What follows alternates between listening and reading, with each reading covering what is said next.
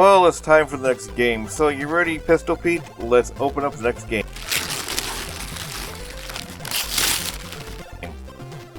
Oh great, it's a Lemmings game, but not just any Lemmings game. It's Holiday Lemmings for the Microsoft DOS. So you ready? Let's get into it. So first off, I have to say we need to talk a little bit about how the original Lemmings came to be.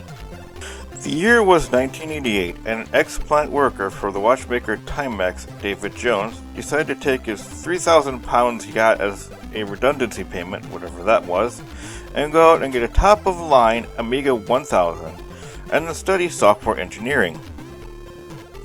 Jones was part of the Kingsway Computer Club, where he and 3 other programmers, Mike Daly, Steve Hammond, and Russell Kay, were busy creating their next big game called Coppercom 1. This soon turned out to be good. How good, do you ask? Well, a huge company known as Prognosis wanted to pick it up. With that success, Jones created his own company called Direct Access Memory Design, or DMA, and soon the others rejoined him.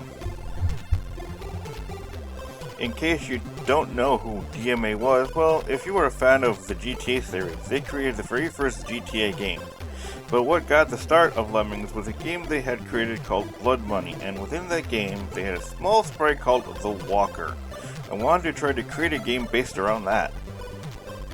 So one day, while eating lunch, Daly decided to take The Walker and begin torturing it by crushing it with weights and shooting it with lasers. This got people laughing, and soon another programmer, Gary Timmons, added a few more traps to the mix, and as the whole place laughed at the concept of killing little sprites called walkers, Russell Kay piped in saying, "There's a game in that!"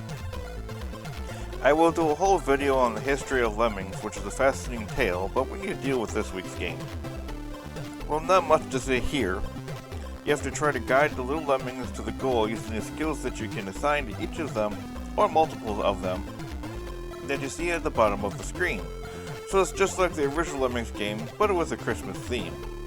This is about it, not much to say more on that. Well, I've always loved these games as a kid growing up, but what I often did with the game was if I got frustrated with a level, I always hit that bomb button down below and watched as the lemming sprites one by one blew up. The gameplay is simple. You use your mouse to control the cursor that you use to choose what skill to assign and to what lemming or lemmings you want to use that skill for. The music can get you in the spirit of the season at first, but soon it will just drive you batty, as it is all you hear as you try to do each level, which will soon make you want to just hit the self-destruct button and watch as they all blow up into bits. So basically, it's a simple but fun game to play nonetheless, just like the original Lemmings game. However, this wasn't the first holiday-themed Lemmings game there was. Also, Christmas Lemmings and Lemmings 3D Winter Wonderland.